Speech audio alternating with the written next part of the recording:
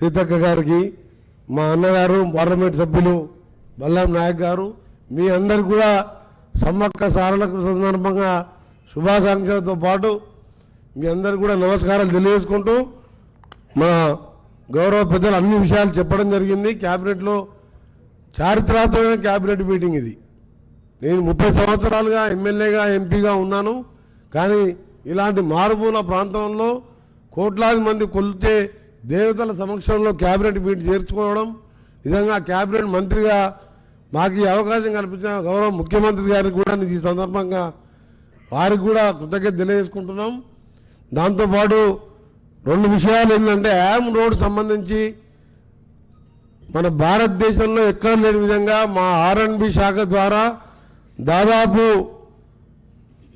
ఒక 6,000 కిలోమీటర్ల పైన రోడ్లని 11,334 కోట్లతో ఎస్టిమేట్ వేసి ఆ టెండర్ ప్రాసెస్ నడుస్తుంది. దాన్ని కూడా వేగవంతం చేయాలని, దాంతోపాటు పంచాయతీరాజ్ శాఖ కూడా 6,000 కోట్లతోని గ్రామీణ ప్రాంతాల నుంచి మండల హెడ్ క్వార్టర్ నుంచి డిజా హెడ్ క్వార్టర్కు R&B శాఖ ద్వారా దాని మీద కూడా ముఖ్యమంత్రి గారు మంత్రిమండలి చర్చించి త్వరగా పనులు ప్రారంభించాలని చెప్పి నిర్ణయించుకోవడం జరిగింది.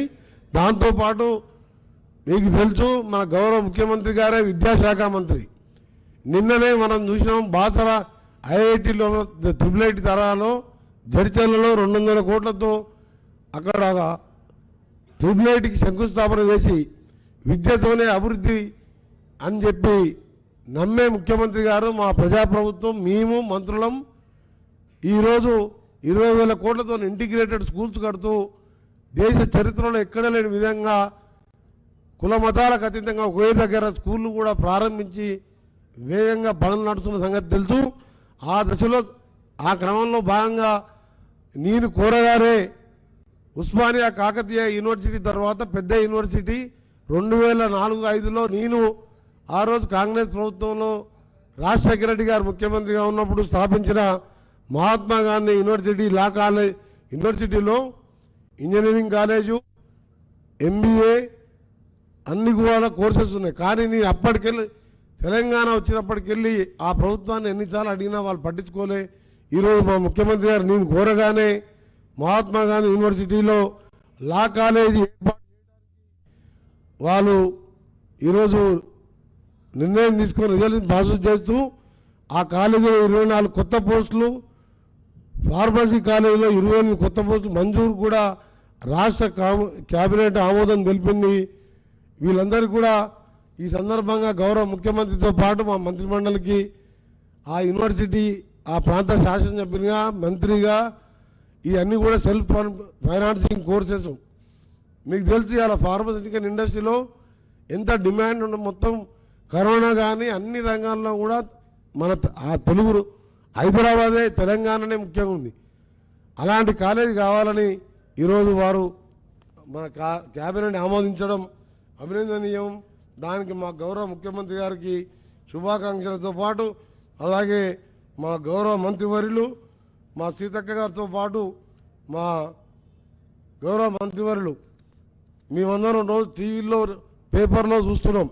కానీ తక్కువ టైంలో సమ్మక్క సారలమ్మని ఈరోజు రాతి కన్నాలతో ఒక 2-2.5 మాసాల్లోనే అపురూపంగా తీర్చిదిద్ది మరొక 1000 సంవత్సరాలు ఉండే విధంగా ఈరోజు ఈ కార్యక్రమాన్ని దగ్గర నుండి నడిపించిన మా పెద్దలకు నిజంగా, ఎందుకంటే చాలా సంతోషం. ఎప్పుడు రెగ్యులర్గా మేము కూడా దర్శనానికి వచ్చేవాళ్ళం, గతంలో మంత్రిగా ఉన్నప్పుడు కూడా వచ్చినాం.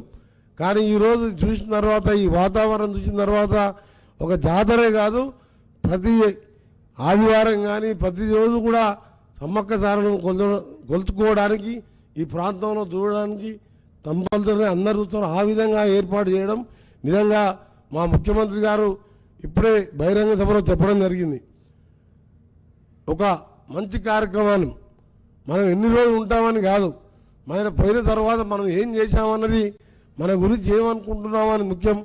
ఆ కార్యక్రమాన్ని చెప్పగానే మా మంత్రివర్యులు పట్టుదలతోని 24 గంటలు మా సీతక్కతో కలుపుకొని, దేవాదాయ శాఖ మంత్రితో కలుపుకొని నిజంగా అపురూప ఖండంలాగా తిరుపతి అక్కడికి వెళ్ళేట అనిపిస్తుంది. ఇక్కడికి వస్తుంటే ఇప్పుడు మాకు మీ అందరికీ కూడా నమస్కారం. Thank you very much.